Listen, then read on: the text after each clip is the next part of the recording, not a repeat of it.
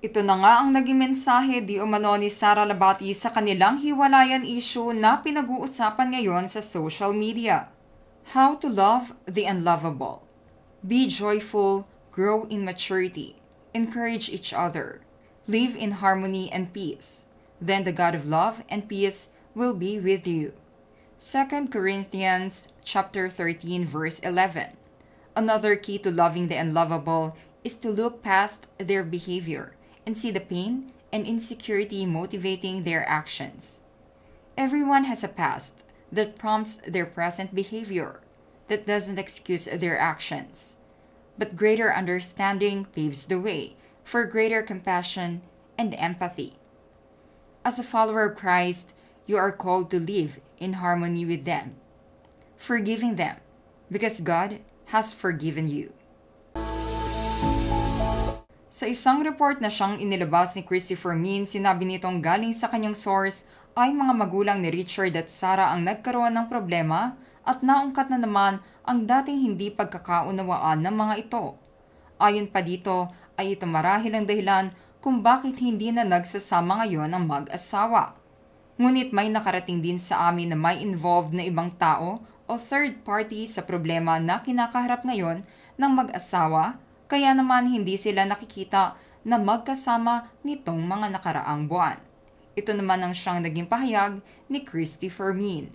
Isang source ang nagkwento sa akin na maaaring malaki ang partisipasyon ng nakaraang hindi pagkakaunawaan ng mami ni Sara Labati at ni Tita Annabel.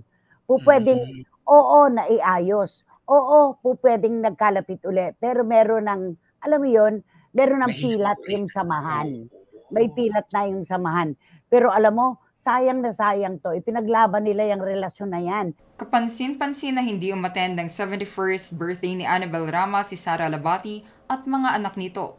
Tanging si Richard Gutierrez lamang ang siyang nakitang nag-celebrate kasama ang iba pa niyang mga kapamilya na Gutierrez. Matatandaan na very close si Sara Labati sa kanyang mother-in-law na si Annabel Rama. Kaya naman naging malaking issue nang hindi na sila nakikitang magkasama. Huli sila nagkasama noong Hunyo nang magkaroon ng show sa abroad si Richard Gutierrez kung saan sumama ang manager na si Annabel at asawa niya na si Sara Labati.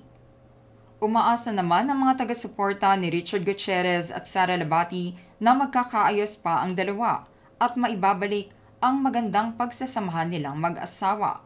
Lalo na ngayon na mas gumaganda na ulit ang karera ni Richard Gutierrez sa showbiz, kung saan naging isang malaking success ang kanyang action serye na The Iron Heart.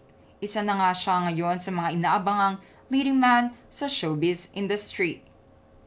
Ngunit dahil din sa biglaang pag-usbong muli ng karera ni Richard, ay may mga naglabasan ding komento na gimmick lamang daw ito ng dalawa, upang si Sara Labati naman daw ang siyang makakuha ng mga proyekto sa susunod, dahil isa sila sa mga hot topics ngayon sa industriya ng showbiz.